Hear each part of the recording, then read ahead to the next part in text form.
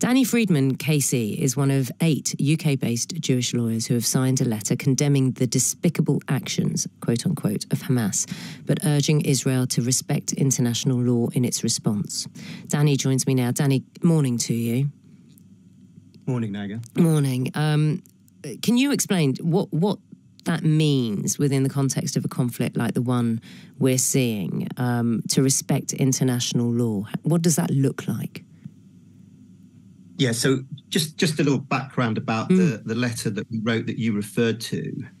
In that letter, we explained that there is a law which condemns what was done in Israel, but equally limits what can be done in reprisal, however challenging that is, and however painful and terrorizing Hamas's actions have been. And we wrote our letter last week. Tom Bateman, amongst others, has just unfolded where we are now. But we wanted to make 3 points which in international law shouldn't be controversial. The first is that the atrocities perpetrated by Hamas are not only immoral but grave crimes under international law. The second is Israel has a duty to defend its citizens but also a right under international law to take action. But the third, and finally I get to your question, is that although the laws of war are not pacifist, they have limits, especially as regards harm done to civilian populations, or as the Geneva Conventions call it, persons taking no active part in hostilities, such that lawful action in the overpopulated and blockaded narrow geographical confines of Gaza will invariably need to be limited, whatever the military challenges, in order to stay lawful.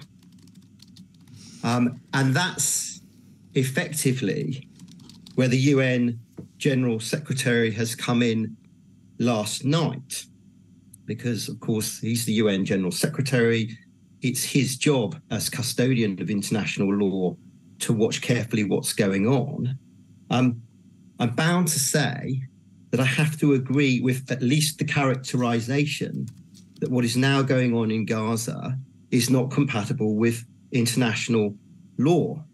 The hostilities have passed the legal limits as regard the combination of things like, as you've just heard, cutting fuel, water, food, the extent of the bombardment, the forced population movement, and the closed borders. And when you put all that together in an area the size of the Isle of Wight, but the Isle of Wight's got 144,000 people that live in it, and this geography's got 2.2 or 2.3 million so people who live in it, then invariably, if you're being neutral and schooled by the basics of international law, that is not a lawfully justified position. It's being described as collective punishment. Antonio Guterres' comments, I mean, there is an immediate response from Israel to say it will deny visas to UN officials. In your opinion, how effective are comments like this in terms of how Israel is listening? Is that as regards to the UN General Secretary? Yes. Well, look, you got me on as someone who's litigated in international law and knows something about it, and I come from an aspect of British Jewish life.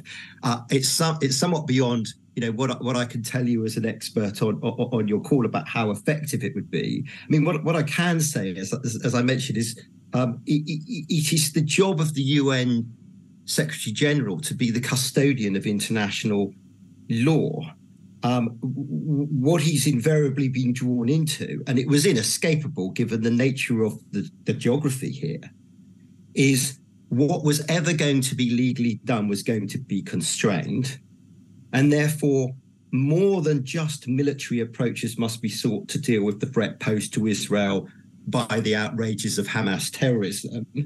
And likewise, an exclusively military approach is legally unsustainable as regards the stateless and terrible humanitarian predicament of ordinary Palestinian people. And so you've got outrageous threats that have been perpetrated in Israel against its citizens and its residents. And you now, without getting bogged down in a moral quagmire of equivalence, it so does not matter. You have the prospect of different types of equally fatal humanitarian threats to Palestinian people. And what we have here is, to go back to why we wrote the letter, human beings taking no active part in hostilities have now died en masse and are going to continue to die.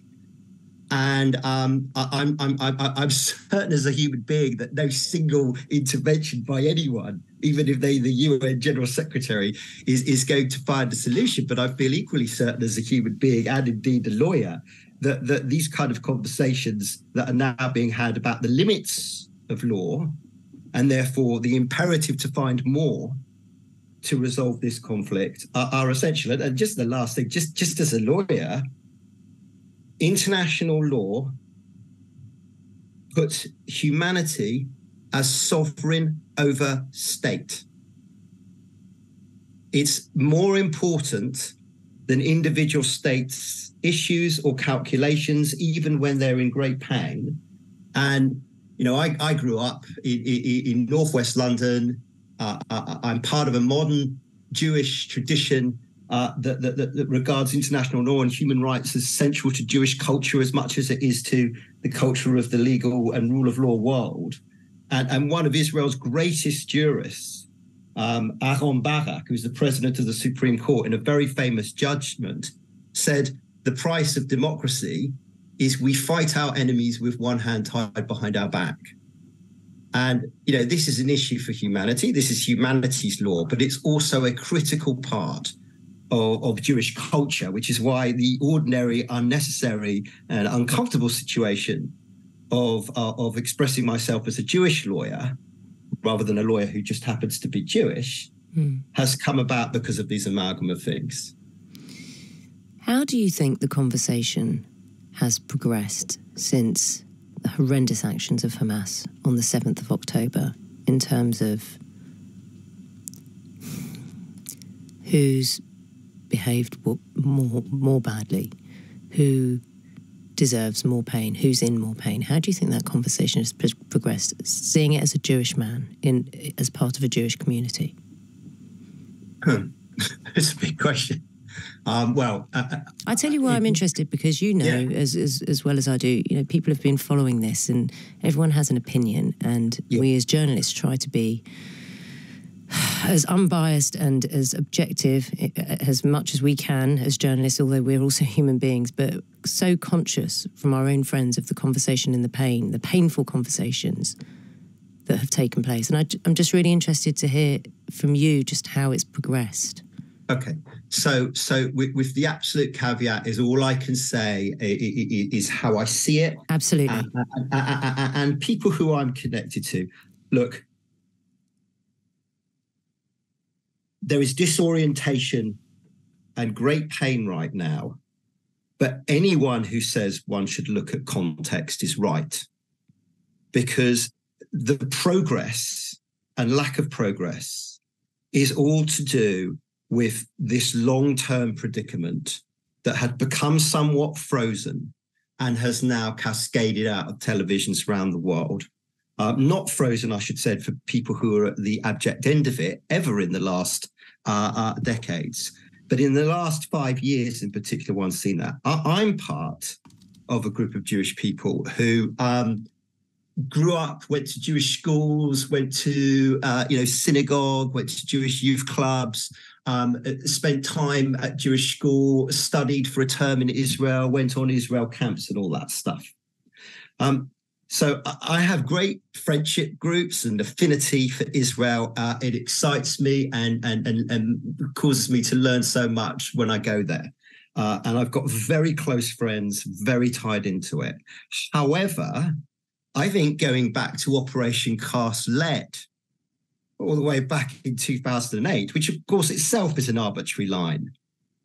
Anyone would say, who knows this area would know that even that's an arbitrary line. But since then, there's been a critical movement in the Jewish communities, and there are Jewish communities to say, look, you can express your love for Israel and express your connection to your Jewish identity through also expressing your connection to humanity, through also understanding not only the practical and human rights predicaments of the Palestinian people, but the extent to which, for instance, Palestinian people are not seen or heard effectively in this country, other than through, more controversial prisms and images, such as victims, such as a particular type of protester, such as all of that. And I'm not getting into, there are reasons why they are seen and heard that way, but they are not heard in their full capacity. So I'm part of a kind of orientation of, I'm not as young as I was when I started thinking about it, but I see myself as part of an orientation that wants to express our identities as Jews and express our connection to Israel, both as a thing and both for the people we know there.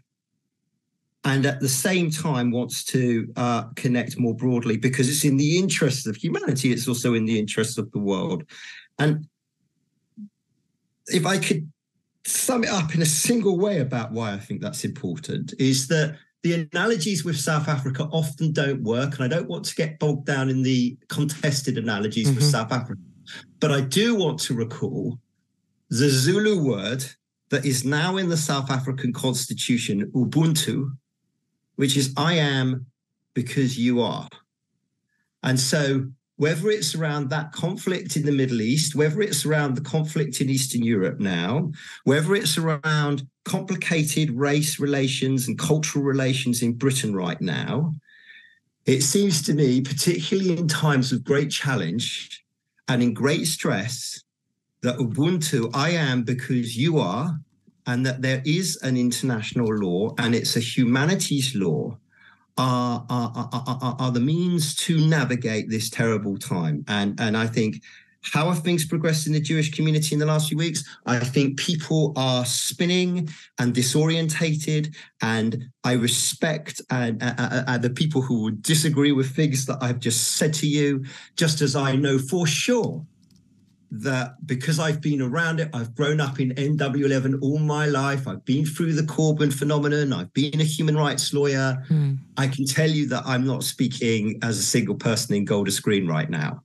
This is a phenomenon that's there, and it now needs to find a way of striking up new conversations, new networks, less rhetoric, less partisanship, more imagination, from the UN Secretary General down to you, down to me, people in this country, people suffering much more than we are right now in this country as well.